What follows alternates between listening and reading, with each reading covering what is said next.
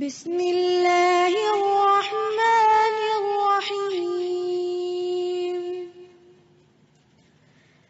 الحمد للہ رب العالمین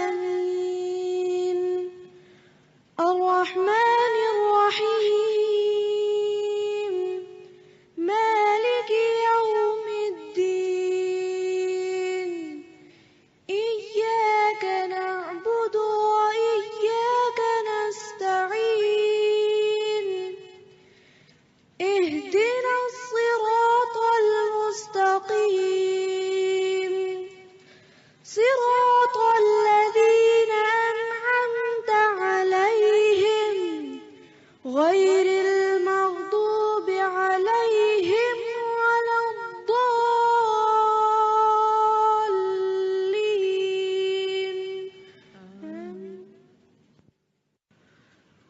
نحمده ونصلي على رسوله الكريم اما بعد فاعوذ بالله من الشيطان الرجيم بسم الله الرحمن الرحيم رب اشرح لي صدري ويسر لي امري واحلل عقدة من لساني يفقهوا قولي. اللہ تعالیٰ کا لاکھ لاکھ شکر ہے جس نے ہمیں انسان بنایا. وہ چاہتا تو ہمیں کچھ بھی بنا سکتا تھا. ہم کسی جوہڑ میں کیچڑ کا کیڑا ہو سکتے تھے. ہم زمین کے کسی حصے میں رینگتے ہوئے ایک سانپ ہو سکتے تھے. کوئی بجو یا بچھو ہو سکتے تھے. لیکن اس نے ہمیں انسان بنایا. وہ چاہتا تو ہمیں کسی جنگلی جانور کی شکل میں پیدا کر دیتا اور ہم اس کا کچھ بھی نہ بگاڑ سکتے. لیکن یہ سراسر اس کا احسان ہے کہ اس نے ہمیں اشرف المخلوقات تمام انسانوں میں عزت دے کر عقل اور سمجھ دے کر اس دنیا میں بھیجا. ارشاد باری تعالیٰ ہے وَلَقَدْ كَرَّمْنَا بَنِي آدم، اور یقیناً ہم نے بنی آدم کو عزت بخشی ہے. اللہ نے ہم سب کو عزت بخشی انسان بنا کر. پھر اس سے آگے اس کا بہت بڑا احسان کہ اس نے ہمیں مسلمان پیدا کیا، اپنی پہچان دی، خود ہمیں ہماری پہچان دی. وہ چاہتا تو ہمیں کسی عیسائی کے گھر میں پیدا کر دیتا، کسی ہندو کے گھر میں پیدا کر دیتا. پھر ہم کہاں ہوتے؟ کیا آج یہاں؟ نہیں، کہیں اور ہم کچھ بھی نہ کر سکتے. اس کا احسان اور اس پر اس کا لاکھ بار شکر، ان گنت بار شکر کہ اس نے ہمیں مسلمان گھرانے میں پیدا کیا. نبی اکرم صلی اللہ علیہ وسلم کی امت میں سے بنایا. اللہ تعالیٰ قرآن پاک میں اسے بھی ایک احسان قرار دیتے ہیں. لقد من اللہ علی المؤمنین اذ بعث فیہم رسولا من انفسہم، یقیناً اللہ نے ایمان والوں پر احسان کیا جب ایک رسول انہی میں سے بھیجا. مسلمان ہونے کے بعد یہ ایک بہت بڑے اعزاز کی بات ہے کہ ہم نبی اکرم صلی اللہ علیہ وسلم کی امت میں سے ہیں. اس پر اس کا جتنا بھی شکر ادا کیا جائے اتنا ہی کم ہے. پھر اس کے بعد اس کا اور بہت بڑا احسان کہ اس نے ہمارے لیے اپنی معرفت، اپنی کتاب کی معرفت، اپنے دین کی سمجھ بوجھ کے راستے کھولے، اس کا شوق عطا کیا، اس کی توفیق دی. آج کے اس دور میں جب انسانوں کو اپنی طرف کھینچنے والی بہت ساری چیزیں موجود ہیں، یہ سراسر اس کا احسان ہے کہ اس نے ہمیں یہاں لا بٹھایا اپنے دین کا علم سیکھنے کے لیے، ورنہ ہم کچھ بھی اور کر سکتے تھے۔ بہت سے لوگ بہت سے کاموں میں مشغول ہیں، لیکن اس نے ہمیں چن لیا اور ہمارے حصے میں یہ کام دیا۔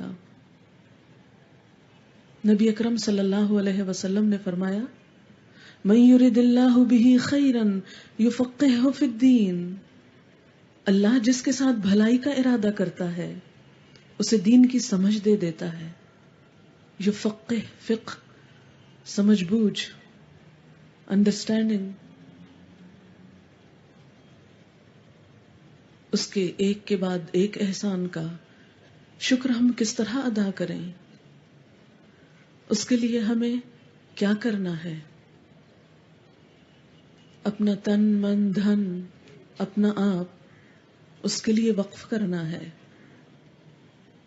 اس نعمت کے شکر کے طور پر۔ دین کو سمجھنا، اللہ کی معرفت پیدا کرنا، اور پھر اس سمجھ کے بعد دوسروں کو اس چیز کی طرف لانا دنیا کا معزز ترین کام ہے، سب کاموں سے افضل ترین کام ہے۔ اس کے لیے اللہ نے اپنے چنے ہوئے بندے انبیاء علیہم السلام بھیجے، اور جب انبیاء کی آمد کا سلسلہ ختم ہو گیا تو اس کے بعد یہ ذمہ داری اس نے امت پہ ڈالی، اور ہر دور میں ایسا ہوتا رہا کہ امت کے اندر ایسے افراد آتے رہے، مرد بھی اور خواتین بھی، کہ جن کی وجہ سے لوگوں کو روشنیاں نصیب ہوتی رہیں، زندگی کے اندھیروں میں اپنی منزلیں ملتی رہیں۔ اس میدان میں جہاں بڑے بڑے مرد حضرات ملتے ہیں، وہاں ہمیں نبوت کے گھرانے کے اندر ہی خواتین بھی ملتی ہیں۔ قرآن پاک میں اللہ تعالیٰ ازواج مطہرات کو بطور خاص حکم دیتے ہیں۔ سورۃ الاحزاب کے اندر وَاذْكُرْنَ مَا يُتْلَى فِي بُيُوتِكُنَّ مِنْ آیَاتِ اللَّهِ وَالْحِکْمَةِ، اور پڑھتی رہو وَاذْكُرْنَ، خواتین کے لیے مؤنث کا صیغہ ہے کہ تم بھی یہ کام کرو، ما یتلا، جو پڑھا جا رہا ہے، جو علم کے نور پھوٹ رہے ہیں، فی بیوتکن، تمہارے اپنے گھروں کے اندر، کیونکہ پہلا سورس تو نبوت کا گھرانہ تھا، اور اس میں خاص طور پر کس علم کی طرف توجہ کرو؟ من آیات اللہ، اللہ کی آیات یعنی قرآن حکیم، والحکمہ، اور حکمت یعنی نبی اکرم صلی اللہ علیہ وسلم کی وزڈم، آپ کے فرامین، آپ کے ارشادات، دین کی تفسیر جو آپ نے کی۔ قرآن کی یہ آیت تمام خواتین کے لیے ایک بہت بڑی روشن دلیل ہے کہ خواتین یہ کام کیوں کریں۔ ہمارے ہاں عموماً یہ تصور پایا جاتا ہے کہ خواتین تو صرف گھر چلانے کے لیے ہیں، بالکل ٹھیک ہے، گھر کی ذمہ داری انہی کی ہے، لیکن قرآن پاک میں کہیں خواتین کو مخاطب کر کے یہ نہیں کہا کہ خواتین بچے ضرور پیدا کریں اور پھر ضرور ان کی پرورش کریں اور پھر ان کو اس طرح کھلائیں اور پلائیں۔ وہ تو ایک ضرورت ہے، وہ تو ہر صاحب فہم خاتون یہ کرے گی ہی، لیکن جو امت مسلمہ ہونے کی حیثیت سے ذمہ داری ہے، اس ذمہ داری کو نبھانے کے لیے جس چیز کی طرف قرآن نے توجہ دلائی، سب سے پہلے ازواج مطہرات کو اور ان کے اسوہ حسنہ پہ چلتے ہوئے ہم خواتین کو، کہ ہم بھی اس علم کے ساتھ اس علم میں سے اپنا ایک حصہ لگائیں، اور وہ کام جو امہات المومنین نے کیا، امت کی بہترین خواتین نے کیا، وہ کام ہم بھی کریں اپنی حیثیت، اپنی استطاعت، اپنی صلاحیت کے مطابق۔ اسلام دنیا کے علم کو کنڈیم نہیں کرتا، لیکن صرف دنیا کا علم انسان کی فلاح اور نجات کے لیے کافی نہیں۔ انسان صرف مادے کا بنا ہوا نہیں، صرف گوشت اور ہڈی اور خون کا بنا ہوا نہیں.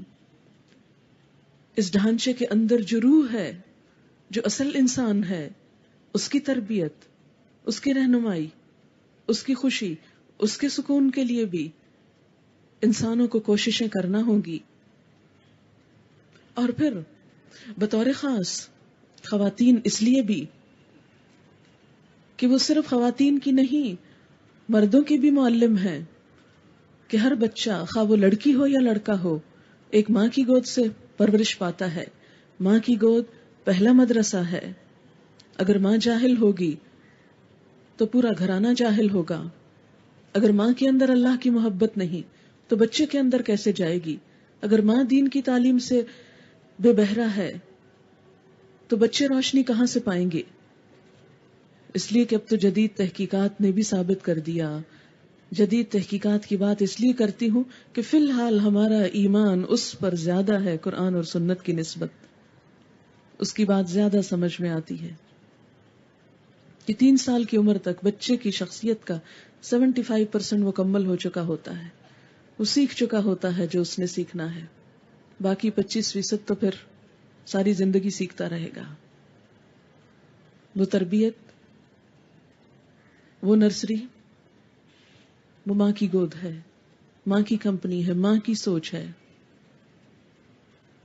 وہ ماں جس نے 9 مہینے اس کو اپنے شکم میں رکھا، اپنے پیٹ میں رکھا، دن رات ساتھ رکھا، اپنے اندر رکھا، پھر اس کو 2 سال تک دودھ پلایا اور پھر بولنا سکھایا، چلنا پھرنا سکھایا.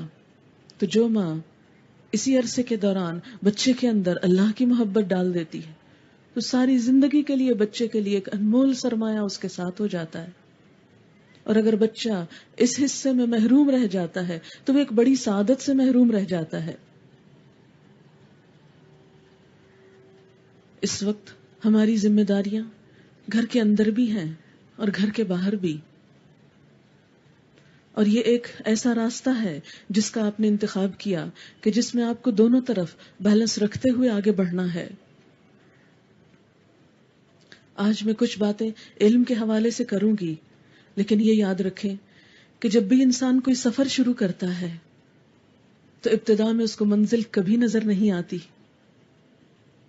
مثلا آج جب آپ اپنے گھر سے نکلے تو گھر کے گیٹ پر آپ کو یہ کلاس روم نظر نہیں آیا، لیکن اب یہ آپ دیکھ رہے ہیں، اب آپ کو سب نظر آ رہا ہے.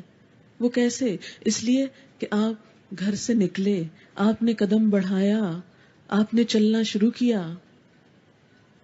اور چلتے چلتے راستہ ڈھونڈتے ڈھونڈتے یہاں تک آ پہنچے. آج کی آپ کی منزل یہ کلاس تھی. اسی طرح آپ کی ایک اور منزل بھی ہے، اور وہ یہ کہ قرآن اور سنت کا فہم حاصل کرنے کے بعد اسے اپنے گھروں کے اندر اس کے چراغ جلانا، اپنے خاندانوں کے اندر اور پورے معاشرے کے اندر، نہ صرف یہ کہ مسلمانوں کے اندر بلکہ ترستی پیاسی ساری دنیا کے اندر سب کو اپنے رب سے جوڑنا ہے. انسان نیت تو بڑی کرے، نہ بھی کر سکے تو جتنی بلند نیت ہوگی اجر بھی اتنا ہی بلند ہوگا. اگر آپ کے دل میں تڑپ ہوگی کہ یا اللہ میرے ذریعے ہر شخص تک تیرا پیغام پہنچ جائے، وہ پہنچے یا نہ پہنچے آپ کو اپنی نیت اور اپنے جذبوں کا اجر مل جائے گا.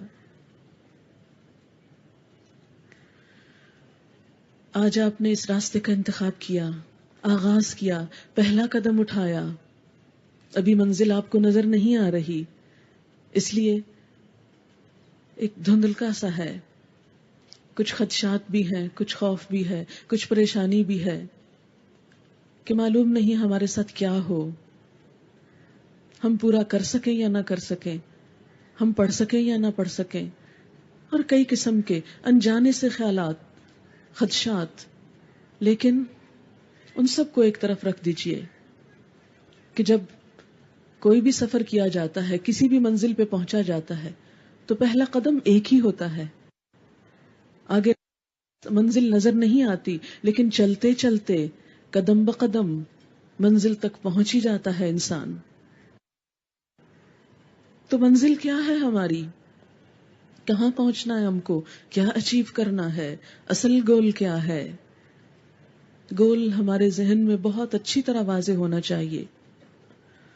ہم سب کی اس جد جہد، بھاگ دوڑ، کوشش اور محنت کا اصل مقصد اپنے رب کو راضی کر لینا ہے، اپنے رب کو خوش کرنا ہے. کیوں؟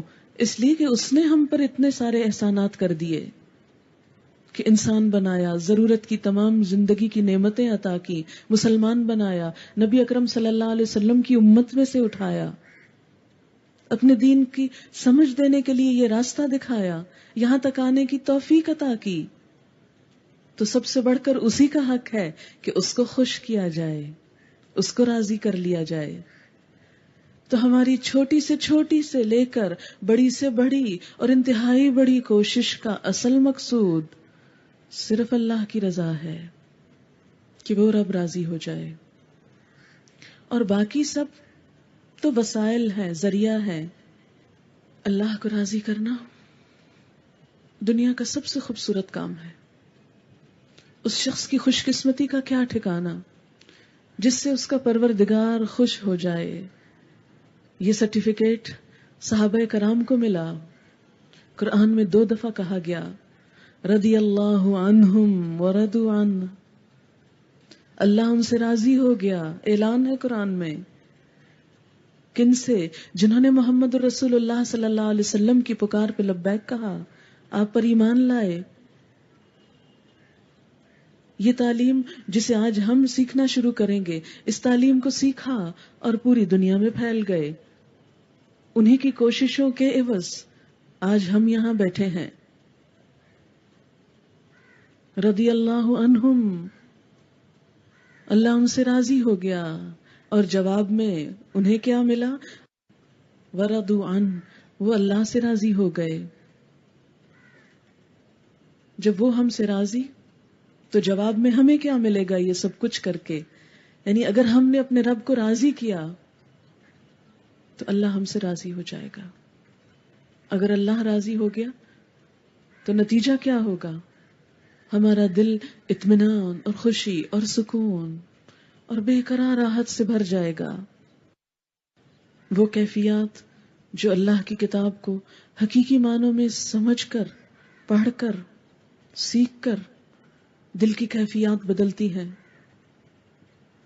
جو خوشی انسان کو نصیب ہوتی ہے وہ دنیا کی کسی اور چیز میں نہیں، کسی بھی اور چیز میں. اور اس کیفیت کا آپ خود مشاہدہ کریں گے. وہ خلا جو سب کچھ ہوتے ہوئے ہم سب کی زندگی میں ہے کہ سب کچھ تو ہے، بچے بھی ہیں، شوہر بھی ہے، گھر بھی ہے، کھانے پینے کو بھی سب کچھ ہے، لیکن پھر بھی کچھ کمی ہے، کہیں کچھ کمی ہے. وہ کمی یہی ہے کہ ہم دنیا میں آئے، ہم نے سب کچھ لیا، لیکن اپنے رب ہی کا حق ادا نہ کیا. تو یہ ایک چھوٹی سی کوشش، ایک چھوٹا سا اٹھا ہوا قدم کس ڈائریکشن پہ اٹھنا ہے؟ اللہ کی رضا کے لیے.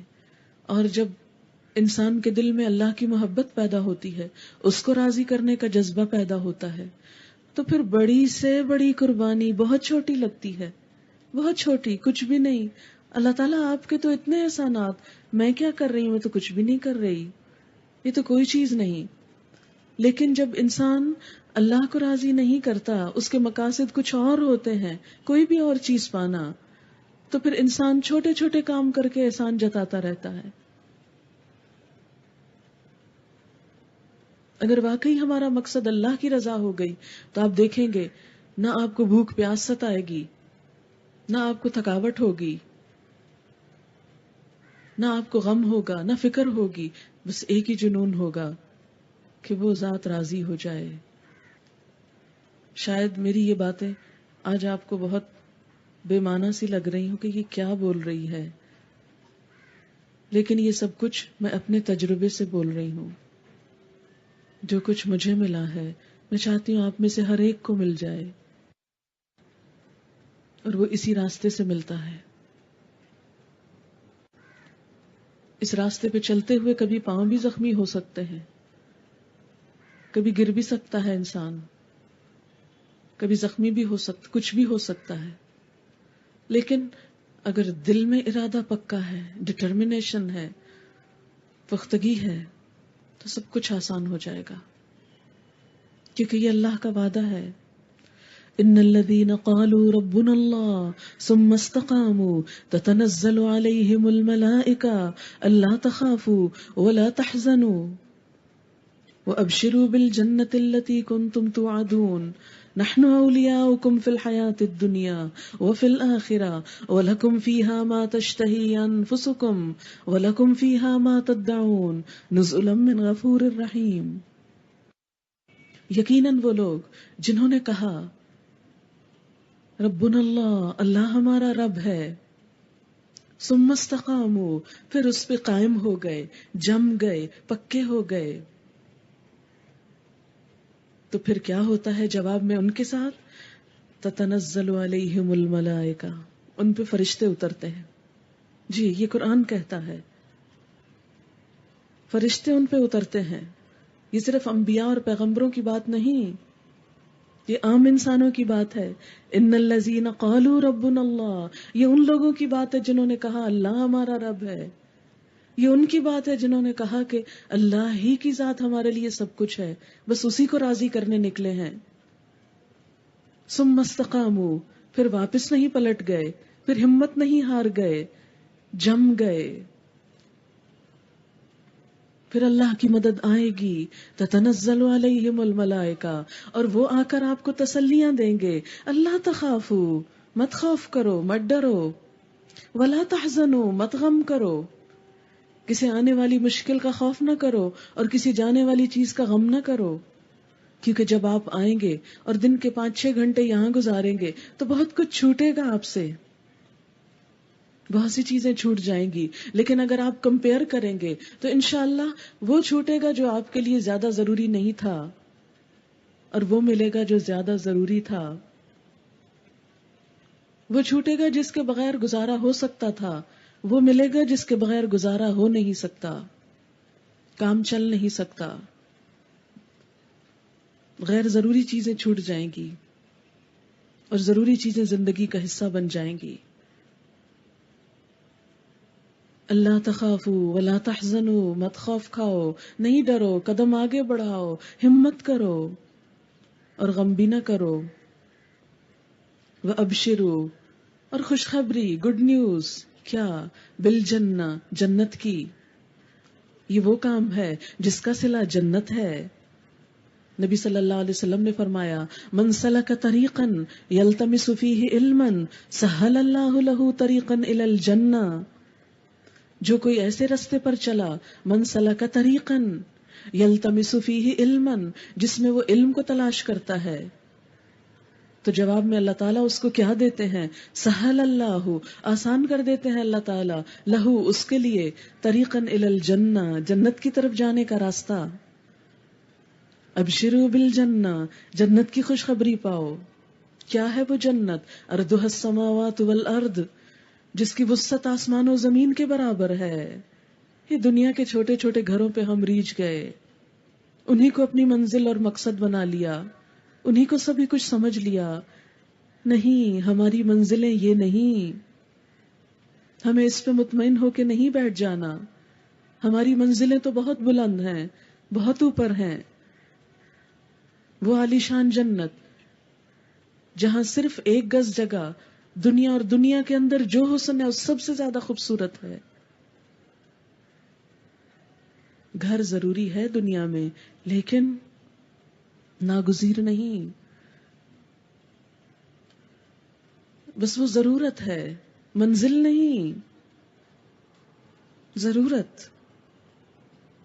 وہ دل لگانے کی جگہ نہیں. صرف اسی کی خدمت اور اسی کے سب کچھ کے لیے اپنے آپ کو وقف نہیں کر دینا. اس میں سے اتنا وقت نکالنا ہے کہ اگلا گھر بھی بنا سکیں، جنت بھی بنا سکیں. وَأَبْشِرُوا بِالْجَنَّةِ، اس راستے پہ نکلے ہو، آؤ خوشخبری ہے تمہارے لیے جنت کی. التی کنتم توعدون، جس کا تم سے وعدہ کیا جاتا تھا. نحن اولیاؤکم، ہم تمہارے دوست ہیں. فرشتوں کی دوستی. اس راستے میں کیا ملے گا؟ فرشتوں کی دوستی. نحن اولیاؤکم، ہم تمہارے دوست ہیں، ہم تمہارے مددگار ہیں. اور ویسے بھی دوستی کس طرح کہ جب کسی جگہ پر لوگ اکٹھے ہو کر اللہ کے دین کو سیکھتے اور سکھاتے ہیں تو فرشتے ان کے اوپر سایہ کرتے ہیں. حدیث میں آتا ہے، صحیح حدیث ہے کہ ان للہ ملائکۃ سیارہ، اللہ کے کچھ فرشتے گھومتے پھرتے رہتے ہیں ادھر ادھر، ڈھونڈتے ہیں ایسی جگہوں کو جہاں لوگ جمع ہو کر اکٹھے ہو کر مل بیٹھ کر اللہ کو یاد کریں. ایک تو ہوتا ہے نا اپنے گھر میں آپ نے کتاب اٹھائی اور بیٹھ کے ریڈنگ کر رہے ہیں اور بس، نہیں، اکٹھے ہو کر. یجتمعون فی بیت من بیوت اللہ، اللہ کے گھروں میں سے کسی گھر میں جمع ہو کر، اکٹھے ہو کر. یتلون کتاب اللہ، اللہ کی کتاب پڑھتے ہیں. وَيَتَدَارَسُونَهُ بَيْنَهُمْ، اور اس کو آپس میں سیکھتے سکھاتے ہیں. إِلَّا وَنَزَلَتْ عَلَيْهِمُ الْمَلَائِكَةُ، ان پر فرشتے اترتے ہیں. إِلَّا وَنَزَلَتْ عَلَيْهِمُ الرَّحْمَةُ، رحمت اترتی ہے. وَحَفَّتْهُمُ الْمَلَائِكَةُ، ملائکہ ان کو گھیرے میں لے لیتے ہیں، ڈھانپ لیتے ہیں. نحن اولیاؤکم فی الحیات الدنیا، کیوں غم کرتے ہو، ہم تمہارے دوست بنیں گے دنیا کی زندگی میں، تم کو کمپنی دیں گے، اپنے پروں کے سائے تلے رکھیں گے.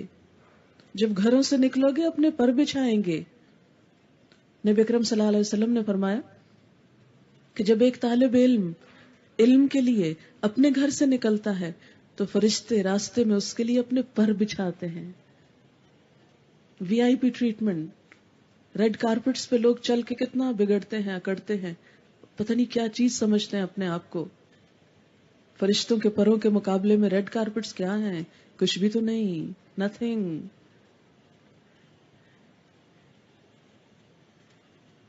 جو پر بچھاتے ہیں کہ آؤ تم کو لے چلیں،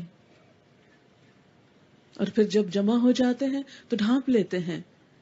اور ادھر ادھر کے بھی فرشتے، کہ آپ کو معلوم ہے میں فرشتوں کی بات کری، ہو سکتا ہے کسی کے دل میں کچھ ڈاؤٹ جا رہا ہو، یہ کیسی بات کر رہی ہیں.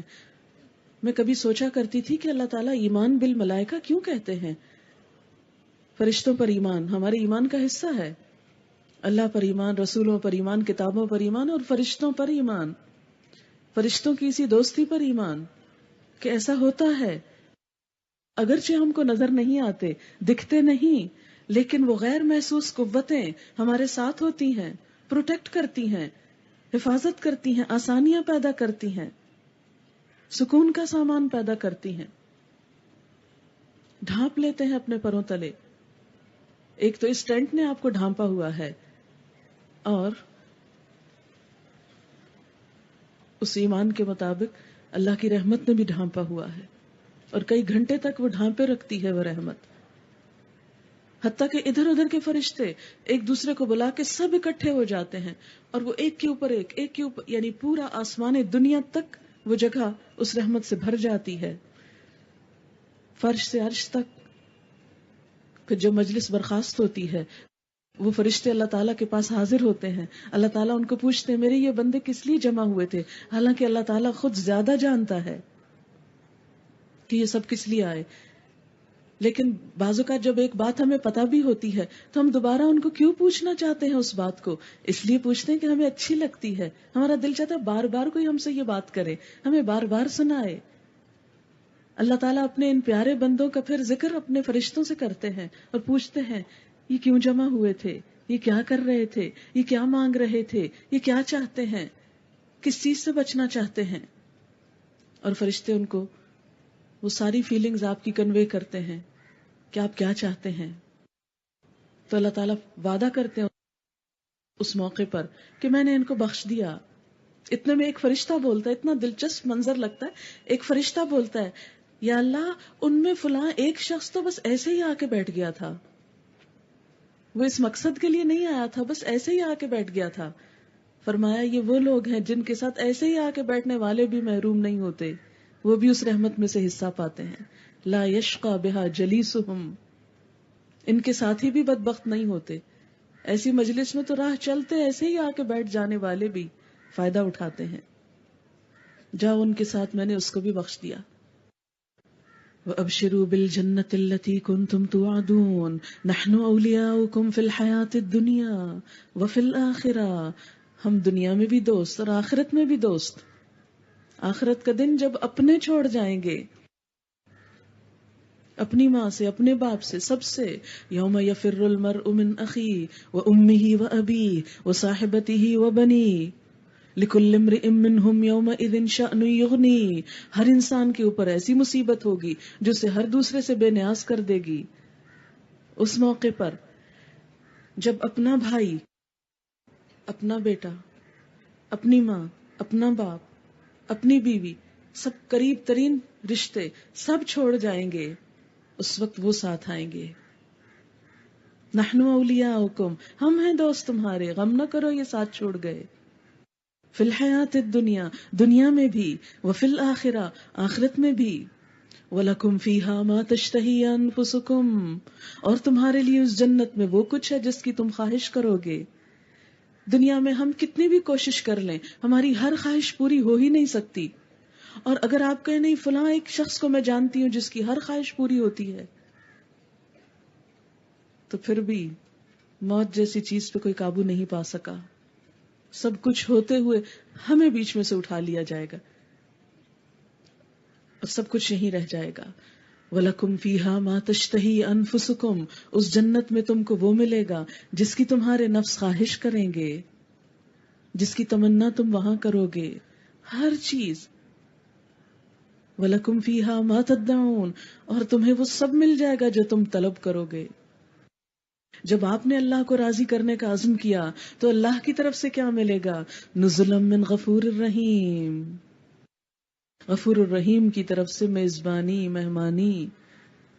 وہ آپ کا میزبان بنے گا اور آپ اس کے مہمان ہوں گے. ان المتقین فی جنات ونہر فی مقعد صدق عند ملیک مقتدر. متقی لوگ باغات اور نہروں میں ہوں گے، عظیم الشان جنتوں میں ہوں گے. فی مقعد صدق، سچائی کی مجلس میں، سچائی کی بیٹھک، سچی مجلس جہاں کوئی کسی کو دھوکہ نہ دے گا، جس کی ہر خوشی پائیدار ہوگی، جس میں بیٹھ کر انسان تھکے گا نہیں، اکتائے گا نہیں. کون سی مجلس، کس کی مجلس؟ عند ملیک مقتدر، صاحب اقتدار بادشاہ کی مجلس وہ نصیب ہوگی، کیونکہ اس کے شوق میں جو آئے ہیں، اس سے بات چیت کرنے جو آئے ہیں، اس کے کلام کو پڑھنے جو آئے ہیں. یہ منزل، یہ راستہ، یہ دنیا کی ہر چیز سے مختلف، بہترین، خوبصورت راستہ، خوبصورت منزل، خوبصورت انجام، ہم سے کچھ بہت تھوڑی قربانی کا تقاضا کرتا ہے. بہت تھوڑی اس لیے کہتی ہوں کہ بس 1 سال ہی کی تو بات ہے. سال میں 12 مہینے ہوتے ہیں، ہر مہینے میں 4 یا 5 ہفتے ہوتے ہیں، ہر ہفتے میں 6 دن ہوتے ہیں. 7واں تو چھٹی کا نا، اس لیے 6 کاؤنٹ کر رہی ہوں. اور ہر روز چند گھنٹے، کوئی بہت بڑی قربانی نہیں. انشاءاللہ پھر روٹین کی لائف شروع ہو جائے گی. لیکن 1 سال کے بعد جو کچھ آپ پائیں گے، جہاں پہنچیں گے، جو دل کی کیفیت ہوگی، اور جو ساتھ اعمال نامے کی بھی انشاءاللہ. دائیں جانب کے فرشتوں کو ذرا زیادہ کام کرنا پڑے گا، جو ابھی تک آرام کر رہے تھے بہت سارے. کیونکہ یا قرآن سننا ہے، یا سمجھنا ہے، یا یاد کرنا، یا اسی پہ سوچتے رہنا. اچھا وہ جو پڑھا تھا اس کا مطلب کیا تھا. کچن میں کھڑے ہیں، سوچیں وہیں پہنچی ہوئی ہیں. واشنگ کر رہے ہیں، وہیں پر ہیں. ٹریول کر رہے ہیں، وہیں پر ہیں. کیونکہ قرآن دل پر اترا ہے. علی قلبک. اور جو چیز دل پہ آ جائے وہ پھر سوتے جاگتے اٹھتے بیٹھتے ہر جگہ ساتھ رہتی. پھر آپ کو شعوری کوشش بھی نہیں کرنی پڑتی. کچھ چیزیں تو ریکال کرنی پڑتی ہے, کوشش سے یاد کرنی پڑتی, یہ پھر یاد بھی نہیں کرنی پڑتی اس طرح, چونکہ دل پہ آ گئی نا. دل پہ لانے کی ضرورت ہے. جب دل پہ آ گئی تو بس پھر خود بخود آٹومیٹک سسٹم جاری ہو گیا. پھر خوابوں میں بھی یہی ہے, اٹھتے ہوئے بھی پہلا خیال اسی کا. کبھی کوئی آیت ٹپک رہی ہے زبان پہ, کوئی دل پہ, کوئی دماغ پہ. اور اللہ کے ساتھ ایک ایسا رشتہ جڑ جاتا ہے کہ جس کو انسان ہر جگہ بیٹھ کے انجوائے کرتا ہے. کوئی گالیوں کی بوچھاڑ بھی کر رہا ہو تو انسان اندر سے مسکرا رہا ہوتا ہے کہ میرا رب تو دیکھ رہا ہے. اس کے وعدوں کا یقین آنے لگتا ہے. چند باتیں علم کے بارے میں. ہمارا یہ پروگرام علم کی یعنی دین کے علم کی ترویج, نشر و اشاعت, تعلیم اور اسے ہر شخص تک پھیلانے کا پروگرام ہے. یعنی آپ یہاں کیوں آئے ہیں, مقصد اور گول تو اللہ کی رضا حاصل کرنا ہے, لیکن کس طریقے سے؟ علم کے ذریعے سے, علم کے سیکھنے اور سکھانے سے. علم کیا ہے؟ جاننا,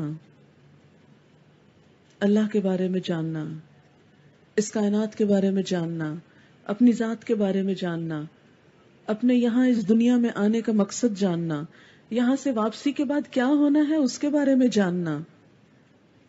اپنے اس سارے سفر, یعنی یہ ایک سفر ہے جس کا ہم آغاز کر چکے ہیں اپنی پیدائش کے ساتھ. اپنے اس پورے سفر کی معرفت اور پلاننگ کہ اس سارے وقت میں ہمیں کس کس مرحلے سے گزرنا ہے اور کیا کچھ کرنا ہے, اور آخری منزل ہماری کیسی ہوگی, کہاں ہوگی. ہم تیاری نہ بھی کریں تو سفر تو شروع ہو چکا. لَتَرْكَبُنَّ طَبَقًا عَنْ طَبَقٍ, تم ایک درجے سے دوسرے درجے کی طرف چلتے چلے جاؤ گے. ہماری زندگی کا ایک ایک دن گزرتا چلا جا رہا ہے, ہم آگے بڑھتے چلے جا رہے ہیں, اور ایک وقت آئے گا کہ یہ ٹرین رک جائے گی اور ہمیں وہاں اترنا ہوگا. اور اتر کر جنہوں نے اپنے لیے آگے کہیں رہنے کی ریزرویشن کرا رکھی ہوگی وہ تو اس کا پتہ معلوم کر کے فوراً پہنچ جائیں گے. بلکہ جنت کے بارے میں تو اللہ تعالیٰ فرماتے ہیں کہ اللہ انہیں ایسی جنتوں میں داخل کرے گا عرفہا لہم, جس کی اس نے ان کو پہچان کروا دی ہے. انہیں ایڈریس معلوم ہے, تلاش کرنے کی ضرورت ہی نہیں. اس منزل پہ اترتے ہی بغیر کسی خوف و خطر کے وہ وہاں پر پہنچ جائیں گے. بلکہ انہیں وہاں آگے جانے کی ضرورت نہیں, وہ خود ان کے پاس لے آئی جائے گی. وَأُزْلِفَتِ الْجَنَّةُ لِلْمُتَّقِينَ غَيْرَ بَعِيدٍ, جنت متقی لوگوں کے پاس قریب کر دی جائے گی, پاس لے آئی جائے گی. غیر بعید, کچھ بھی دور نہ ہوگی. لیکن اگر اس منزل پر اتر کر کوئی ٹھکانہ نہ ہوا, رہنے کی جگہ نہ ہوئی,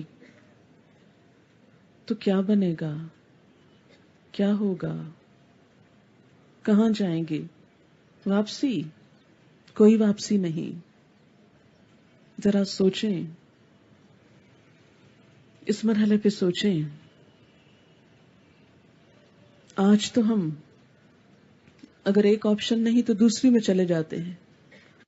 مثلاً آپ بازار گئے ہیں, کچھ خریدنا چاہتے ہیں, آپ ایک دکان میں گئے, آپ کو اچھی نہیں لگی چیز, آپ وہاں سے نکل آئے, آپ دوسری میں چلے گئے, وہاں سے پسند نہیں آئی, تیسری میں چلے گئے.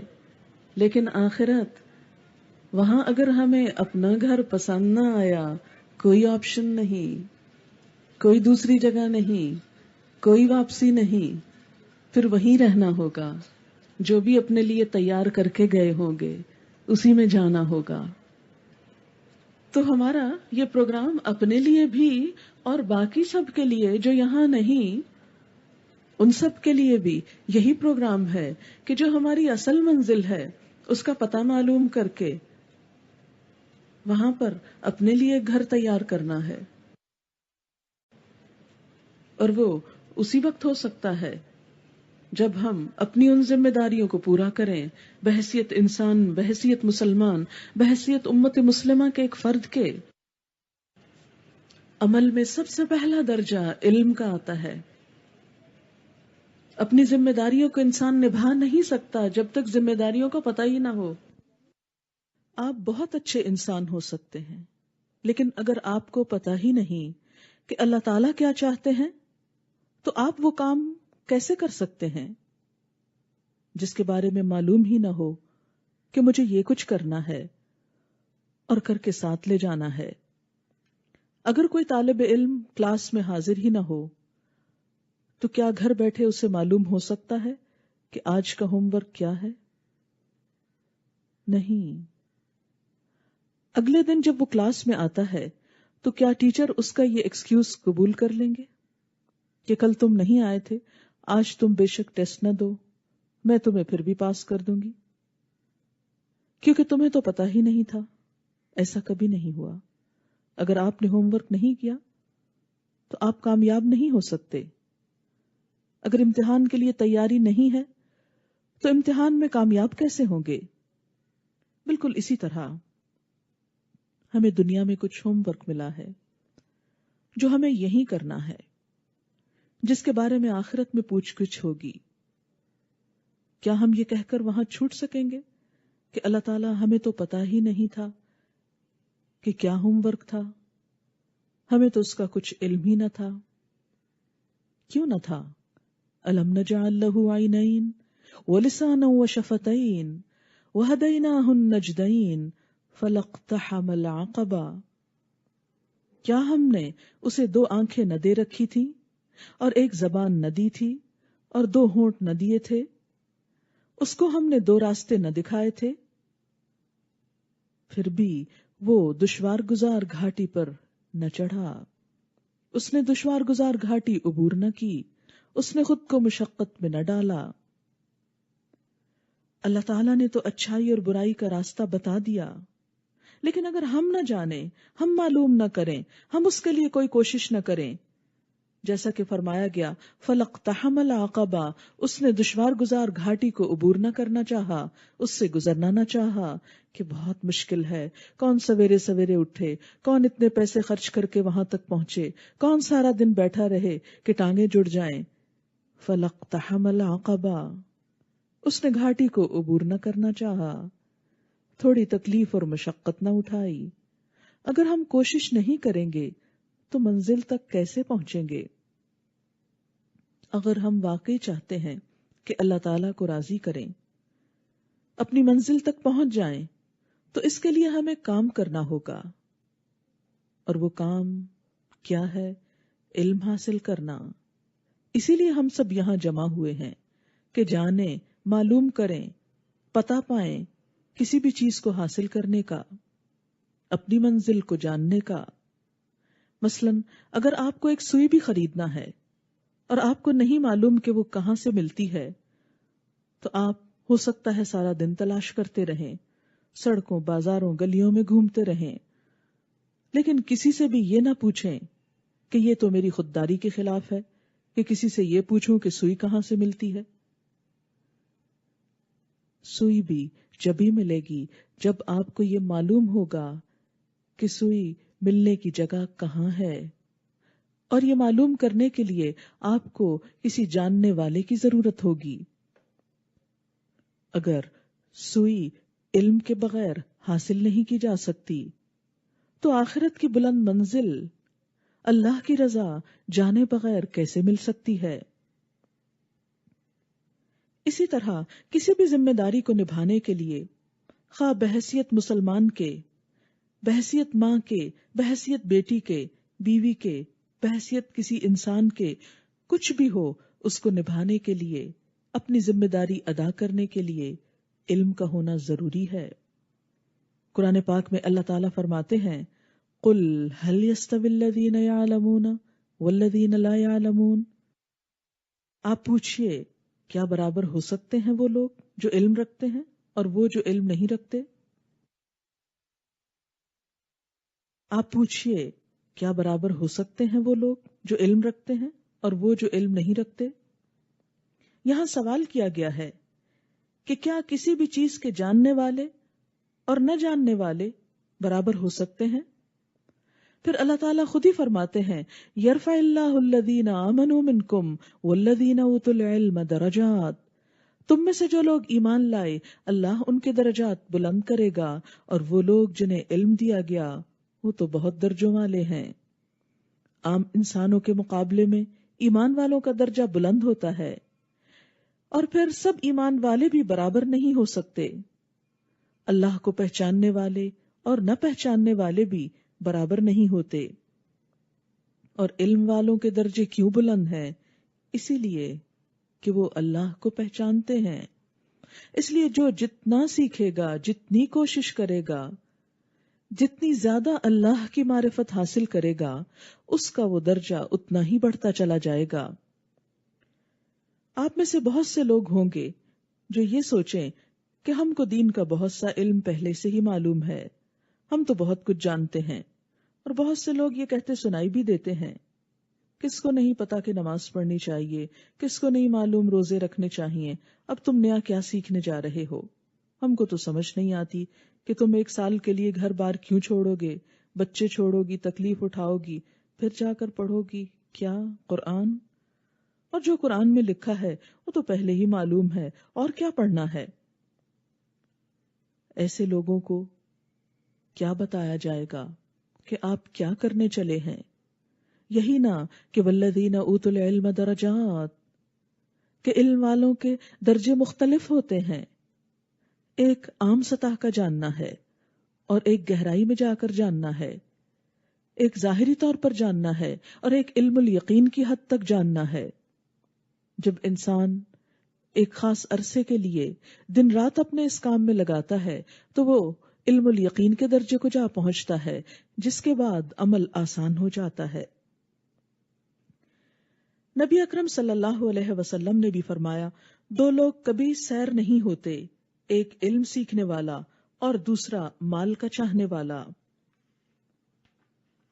جو مال کے بندے ہوتے ہیں وہ مال کی خاطر ہر طرح کی کوشش کرتے چلے جاتے ہیں، اور ہر وقت گنتے رہتے ہیں کہ اب اتنا ہو گیا، اب اتنا ہو گیا، لیکن کبھی بھی وہ یہ نہیں کہتے کہ اب بہت ہو گیا، اب کافی ہے۔ اسی طرح جن لوگوں کو سیکھنے کا، جاننے کا شوق ہوتا ہے، وہ بھی کبھی یہ نہیں سوچتے کہ ہمیں بہت پتا ہے، ہم مزید نہیں سیکھتے، بلکہ وہ اپنے درجات بلند کرنے کی فکر میں ہوتے ہیں۔ اس کام کے لیے آپ جتنی بھی کوشش کریں گے، جتنی بھی مہارت حاصل کریں گے، اتنا ہی زیادہ بہتر طور پر اپنے آپ کو اور معاشرے کو فائدہ پہنچا سکیں گے۔ قرآن پاک میں اللہ تعالیٰ فرماتے ہیں انما یخشی اللہ من عبادہ العلماء، اللہ کے بندوں میں علم والے ہی ڈرا کرتے ہیں، یعنی حقیقی معنوں میں اللہ کی خشیت اور اللہ کی عظمت کا احساس اہل علم کے دلوں میں ہی ہوتا ہے۔ اللہ کی قدر و قیمت پہچاننے والے علم والے ہی ہوا کرتے ہیں۔ جیسے کہ قرآن پاک میں آتا ہے الرحمن فاسأل بہ خبیرا، رحمان، اس کی شان کسی جاننے والے سے ہی پوچھو۔ اللہ تعالیٰ کی صحیح معرفت، اس کی عظمت، اس کی بلندی، اس کی بڑائی، یہ صرف جاننے والوں کو ہی نصیب ہوتی ہے۔ جتنا آپ جانتے چلے جائیں گے اتنا ہی اس کو پہچانتے جائیں گے، جتنا اس کو پہچانیں گے اتنی ہی اس کی عظمت کے احساس میں ڈوب جائیں گے، اس کے آگے جھک جائیں گے، اس کے قریب ہوتے چلے جائیں گے، اور دنیا اور آخرت کی سعادتوں کے دروازے کھلتے چلے جائیں گے۔ نبی صلی اللہ علیہ وسلم نے فرمایا لا حسد الا فی اثنتین، حسد جائز نہیں مگر 2 لوگوں میں، رجل آتاہ اللہ مالا فسلطہ علی ہلاکتہ فی الحق، وہ شخص جس کو اللہ نے مال دیا ہو پھر وہ حق کے راستے میں اسے خرچ کرنے پر جم گیا، مسلط ہو گیا، سلطہ، اسے مسلط کر دیا، یعنی اس میں لگ گیا کہ حق کے، خیر کے، بھلائی کے، نیکی کے کام میں کتنا اور کیسے اور کب اور کس طریقے سے خرچ کرو۔ ایسا شخص رشک کے قابل ہے. اور دوسرا ورجل آتاہ اللہ الحکمہ، وہ شخص جس کو اللہ نے حکمت دی. علم کا لفظ نہیں بولا گیا، حکمت. علم تو محض جاننا ہے اور حکمت بصیرت ہے. یقضی بہا ویعلمہا، وہ اسی کے ساتھ فیصلے کرتا ہے اور وہ لوگوں کو اس کی تعلیم بھی دیتا ہے، دوسروں کو بھی سکھاتا ہے، اپنی زندگی میں بھی اسی سے ڈیسیژن لیتا ہے علم کی روشنی میں جان کر. جیسے اگر آپ نے بزنس کرنا ہو تو آپ کو جتنا علم ہوگا کہ پیسہ کہاں انویسٹ کرنا زیادہ بہتر ہے تو آپ زیادہ بہتر طور پر وہاں کر کے بہتر پروفٹ لے سکیں گے. اور ایک شخص جس کو پتا ہی نہیں کہ بزنس کرتے کیسے اور کہاں پیسہ انویسٹ کرنا زیادہ بہتر ہے، وہ کسی بھی ایسی چیز میں لگائے گا، ہو سکتا ہے کچھ نتیجہ نکلے، ہو سکتا ہے الٹا نقصان ہو جائے. بالکل اسی طرح انسان اپنی زندگی میں جو کوششیں کرتا ہے، اگر اس کو پتا ہو کہ سب سے بہترین کوشش کیا ہے، سب سے اچھی طرح اپنے وقت کو کیسے استعمال کیا جا سکتا ہے، سب سے اچھا کام کون سا ہے جو میں کر سکتی ہوں کہ جس سے میری یہ زندگی کی قدر و قیمت بڑھ جائے، تو یہ چیز علم سے ہی ملتی ہے. یقضی بہا، ہر وقت ایک انسان ڈیسیژن کی کیفیت میں ہوتا ہے نا، یہ کروں یا نہ کروں، یہاں جاؤں یا نہ جاؤں، یہ کھاؤں یا نہ کھاؤں، یہ دوں یا کسی کو یا نہ دوں. تو جس کو اللہ علم کی روشنی دیتا ہے اور پھر وہ اس کے ساتھ بہترین فیصلے کرتا ہے، ایسا شخص قابل تقلید ہے، قابل رشک ہے. وَيُعَلِّمُهَا، اور پھر آگے وہ اسے دوسروں کو بھی دیتا ہے، دوسروں کو بھی سکھاتا ہے، دوسروں کا بھلا بھی کرتا ہے. لیکن یاد رکھیں علم سیکھنے والے سب برابر نہیں ہوتے. نبی صلی اللہ علیہ وسلم نے ایک خوبصورت مثال کے ذریعے لوگوں کو دو بڑے حصوں میں تقسیم کر دیا. کچھ لوگ ایسے ہوتے ہیں کہ جو زرخیز زمین کی طرح ہیں، کہ جن کو علم نصیب ہوتا ہے تو وہ اس کو اپنے اندر جذب کر لیتے ہیں، اپنی ذات کو بھی فائدہ پہنچاتے ہیں، اور پھر اس زمین پر ہرا بھرا کھیت اگاتا ہے جو دوسروں کا دل بھی خوش کر دیتا ہے. اور اگر وہ جذب نہ بھی پوری طرح کر سکیں، کیونکہ بعض اوقات عمر کا تقاضا ایسا ہوتا ہے کہ انسان سب کچھ یاد نہیں کر پاتا یا سب کچھ اندر سمجھ میں نہیں آتا، تو فرمایا پانی کو روک لیتی ہے زمین، پھر جانور اور انسان اور ہر چیز اس سے پانی پی کر سیراب ہو جاتی ہے. تو کچھ لوگ ایسے ہوتے ہیں جن کے اپنے اندر تو اتنا نہیں جاتا، لیکن وہ لوگوں کے لیے پانی کو روک کر ان کے لیے فائدے کا سامان پیدا کرتے ہیں. اور دوسری کیٹیگری کون ہے کہ چٹیل پتھر کی طرح پانی جتنا پڑتا جائے جس پر وہ بہتا ہی چلا جاتا ہے. تھوڑی دیر کے لیے پتھر گیلا ہوتا ہے، پھر ذرا ہوا چلتی ہے تو پتھر خشک ہو جاتا ہے اور کچھ بھی باقی نہیں بچتا. آج ہم سب کو فیصلہ کرنا ہے کہ مجھے اس علم کو پا کر کہاں کھڑے ہونا ہے، کون سی زمین بننا ہے، پتھر چٹیل یا زرخیز شاداب، کہ جس سے خود بھی فائدہ اٹھایا جائے اور دوسرے انسانوں کے لیے بھی خوشی کا سامان بن جایا جائے. آپ سب اپنی اپنی نیت کو کھنگالیں گے، پرکھیں گے، اپنے اندر طلب پیدا کریں گے، دعا مانگیں گے کہ اللہ ہمیں پہلی قسم کے انسان بنا کہ جن کے اپنے اندر بھی جذب ہو جائے اور جو دوسروں کے لیے بھی بے شمار بھلا کرنے والے بن جائیں. کیونکہ دوسروں کا بھلا کرنا اپنی بھلائی کے دروازے کھولتا ہے. یاد رکھیے، دوسروں کا بھلا کرنا اپنے لیے، کر بھلا ہو بھلا. نبی صلی اللہ علیہ وسلم نے حضرت علی رضی اللہ تعالیٰ عنہ کو فرمایا تھا فَوَاللَّهِ لَأَن يَهْدِيَ اللَّهُ بِكَ رَجُلًا وَاحِدًا خَيْرٌ لَكَ مِنْ حُمُرِ النَّعَمِ. خدا کی قسم اگر اللہ تیرے ذریعے کسی ایک آدمی کو بھی ہدایت دے دے تو یہ تیرے لیے سرخ اونٹوں سے بہتر ہے، بہت بڑے مال سے بہتر ہے. صرف ایک شخص آپ سے فائدہ اٹھا جائے دنیا کی بڑی بڑی دولت سے زیادہ اچھا ہے. اور نہ صرف یہ کہ اس زندگی میں بلکہ مرنے کے بعد بھی. نبی صلی اللہ علیہ وسلم نے فرمایا اذا مات ابن آدم انقطع عمله الا من ثلاث صدقۃ جاریہ او علم ينتفع به او ولد صالح يدعو له. کہ آدمی جب فوت ہو جاتا ہے تو اس کا اپنا عمل ختم ہو جاتا ہے. یعنی آج ہم کتاب جب کھولیں گے تو مرنے کے بعد یہ ہماری کتاب تو بند ہو جائے گی، یہ نہیں کھلے گی. میرے والد جس قرآن پہ ساری زندگی پڑھتے تھے تو ان کے فوت ہونے کے بعد وہ قرآن میں اٹھا لائی کہ میں اسے بند نہیں ہونے دوں گی، میں اسے کھولا کروں گی. لیکن باوجود کوشش کے اس کو نہیں کھول پاتی، اپنی ہی کتاب کھولتی ہوں، کیونکہ عادت ہوتی ہے نا اپنی کتاب، اپنی تفسیر، اپنے قرآن سے پڑھنے کی. رات بھی میں اس کو دیکھ رہی تھی، کتابیں میں اٹھا رہی تھی تو میرے دل پہ ایک ہوک سی اٹھی، اور مجھے خیال آتا ہے کہ جب ہم خود نہیں ہوں گے تو ہماری کتابیں بھی ایسے ہی بند ہو جائیں گی، کیونکہ ہر ایک اپنی کتاب کھولتا ہے نا. تو چاہے کتنی بھی محبت ہو، چاہت ہو، تو کوئی ہمارے حصے کی کتاب نہیں کھولے گا. یہ الگ بات ہے کہ ہم نے اپنے دل کو تسلی دی ہوئی ہے کہ فوت ہونے کے بعد کسی اور سے قرآن پڑھوا لیتے ہیں،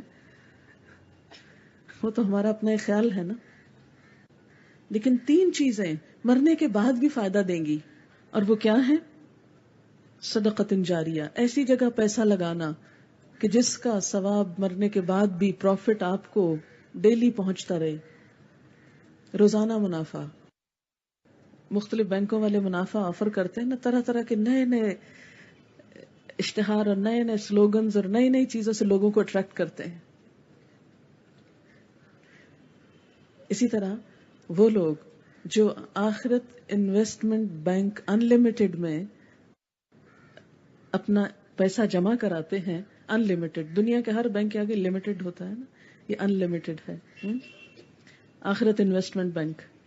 تو جو اس میں جمع کرا دیتے ہیں وہ بڑھتا چلا جاتا ہے، اور جب انسان فوت ہو جاتا ہے تو قبر میں روز پروفٹ پہنچتا رہتا ہے. آج اتنے لوگوں نے فائدہ اٹھایا، آج آپ کا پروفٹ اتنا، آج اتنوں نے فائدہ اٹھایا، آج اتنا، آج اتنا، ڈیلی کیلکولیٹڈ. لیکن سب کے پاس مال نہیں ہوتا. بہت سے لوگ تمنا بھی کرتے ہیں لیکن ہوتا نہیں کہ کچھ دے سکیں. کیا وہ محروم رہ جائیں؟ اللہ نے ان کے لیے علم کا دروازہ کھول دیا کہ علم تو سیکھ سکتے ہو نا، اس راہ میں تو کوشش کر سکتے، یہ تو سیکھ اور سکھا سکتے. اس انویسٹمنٹ کی طرف آ جاؤ. جب فوت ہو جاؤ گے جتنے لوگ تمہارے ذریعے پڑھ جائیں گے، جتنے سیکھ جائیں گے، آپ نہیں جانتے ہوں گے، لیکن ہر روز جتنے لوگ آپ کے سکھائے سے قرآن کھولیں گے، آپ کے لیے نیکیوں کا اتنا ہی پروفٹ کا نمبر بڑھتا چلا جائے گا. قبر میں روز کا روز منافع پہنچتا چلا جائے گا. آخرت تک، قیامت تک یہ منافع پہنچتا ہے. آخری شخص بھی جس کو آپ کے ذریعے ہدایت پہنچی، جس کو آپ کے ذریعے کوئی علم کی بات پہنچی، یعنی مثلاً آپ نے ایک کو سکھایا، آپ فوت ہو گئے، وہ آگے سکھا رہا ہے، وہ فوت ہو گیا، اس کے شاگرد سکھا رہے ہیں، وہ فوت ہو گیا، لیکن آپ کو سب کا حصہ مل رہا ہے کیونکہ آپ سبب بنے تھے نا اس پوری لائن کا. تو علم ينتفع به، جس سے لوگ فائدہ اٹھائیں گے، جس علم سے، وہ آپ کے اکاؤنٹ میں مسلسل گرو کرے گا. اور تیسری چیز ولد صالح، نیک اولاد جو بعد میں ماں باپ کے لیے دعائیں کرتی ہے. جب تک اولاد زندہ ہے اس وقت تک ماں باپ کو فائدہ پہنچتا رہتا ہے. تو آج آپ وہ بزنس کرنے چلے ہیں علم کا. ان تینوں میں آپ دیکھیں کہ سب سے زیادہ بہتر بزنس علم والا ہے، جو آپ کر سکتے ہیں. مال والا اللہ نے بعض لوگوں کو توفیق دی، وہ بھی کریں گے، یہ بھی کریں گے، پھر یہ تو اللہ کی دین ہے نا. ہم اللہ سے ناراض تو نہیں ہو سکتے. وہ جس کو جو دے اور پھر دے کے توفیق بھی دے. بات توفیق کی بھی ہے کیونکہ بہت سو کے پاس بہت ہوتا ہے، توفیق نہیں ہوتی نیکی کے کام میں خرچ کرنے کے لیے. لیکن ٹھیک ہے، اگر ہمارے پاس نہیں ہے تو علم کا راستہ تو کھلا ہے. ہو سکتا ہے بعض کے پاس اولاد نہ ہو، یا ہو تو وہ ان کی بات نہ مانتی ہو، یا ان سے ان کو کوئی توقع نہ ہو. تو یہ جو بیچ کی چیز ہے علم ينتفع به، یہ آپ سب کے بس میں ہے. آپ سب اس کے لیے کوشش کر سکتے ہیں، اور اس کا منافع بھی زیادہ دیر پا ہے. بچے فوت ہو جائیں گے، اگلی جنریشن، مثلاً ہم اپنے دادا کا نام تو جانتے ہیں، دادا کے دادا کا اگر میں پوچھوں تو شاید ہی آپ میں سے چند ایک لوگ جانتے ہو. کم از کم مجھے تو نہیں یاد. دادا کا یاد ہے لیکن ان کے دادا کا کیا تھا مجھے نہیں معلوم. یہ جہالت ہے ہماری. تو اب جب نام ہی نہیں پتا تو ان کے لیے کیا دعا کریں گے؟ بس یہی کریں گے جو ہمارے عزیز و اقارب رشتہ دار دنیا سے گئے ان کے لیے بخشش. تو وہ بس ایک ویگ سے انداز میں نام لے کے تو نہیں ہو پاتی نا وہ دعا. اولاد فوت ہو جاتی یا اس کی اولاد ہو جاتی، بس ختم. ہاں، علم، روحانی اولاد کبھی ختم نہیں ہوتی. علم جو آپ نے سکھایا وہ آگے پہنچا، وہ آگے پہنچا، وہ آگے پہنچا، جب تک وہ پہنچتا رہے گا منافع پہنچتا رہے گا. اسی لیے یہ کام دنیا کا اہم ترین مختلف ترین کام ہے جس کے ذریعے انسان سب سے زیادہ فائدہ حاصل کر سکتا ہے۔ نبی اکرم صلی اللہ علیہ وسلم نے فرمایا الدنیا ملعونۃ ملعون ما فیہا الا ذکر اللہ تعالی وما والاہ وعالما او متعلما۔ آپ صلی اللہ علیہ وسلم نے فرمایا دنیا ملعون ہے، ملعون یعنی جس پہ لعنت کی گئی۔ لعنت کا مطلب یہاں کیا ہے کہ اس سے کوئی خیر نہیں، بھلائی نہیں، اور دنیا کی ہر چیز بھی ایسی ہی ہے، بے ثبات ہے نا، کسی چیز پہ آپ ڈیپینڈ نہیں، ریلائی نہیں کر سکتے، اعتماد نہیں کر سکتے سوائے تین چیزوں کے: اللہ کا ذکر اور جو اس سے متعلق چیزیں ہوں، یعنی جس چیز سے اللہ کی یاد آپ کو آتی ہو۔ دوسری چیز عالم، علم سکھانے والا، اور تیسری چیز طالب علم، علم سیکھنے والا۔ یہ تین چیزیں دنیا کی سب سے بہترین چیزیں ہیں۔ یہ میں نہیں کہہ رہی، یہ دعویٰ میرا نہیں ہے، نبی اکرم صلی اللہ علیہ وسلم نے بتایا ہے۔ تو اب آپ دیکھیں کہ اگر ان میں سے ہم یا سیکھنے والے بن جائیں یا سکھانے والے، اور ذکر تو ہر وقت جاری رہے گا، یا سیکھنے والے یا سکھانے والے، دو میں سے ایک۔